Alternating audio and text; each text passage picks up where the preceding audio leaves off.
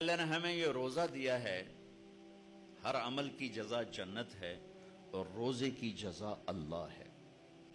اور رمضان میں ہر جگہ رمضان کا مطلب بھی بتاتا ہوں کہ رمضان کا لفظ اور اس مہینے میں جوڑ کیا ہے۔ رمضان کا مطلب ہے جل جانا، جل جانا۔ مسلم شریف کی روایت ہے، صلاۃ الاوابین حین ترمز الفیصال، اللہ کے نیک بندے اس وقت نماز پڑھتے ہیں جب پاؤں اونٹ کے جلنے لگ جائیں۔ یہ 10 سے زوال کا ٹائم، 10 سے زوال تک کا ٹائم، زوال سے پہلے جس کو ہم چاشت کی نماز کہتے ہیں۔ ترمزو، جل جانا۔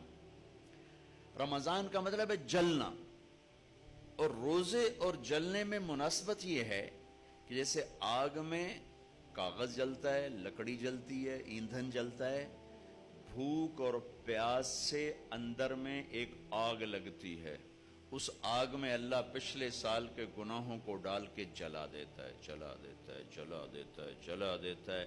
آخری روزے کیا ہوتا ہے؟ سارے سال کے گناہ تھوڑے تھوڑے ڈالتا ڈالتا ڈالتا ڈالتا 29ویں روزے سارے سال کے گناہوں کو جلا کے ہوا میں اڑا کے کہتا ہے چل موج کر، سب معاف۔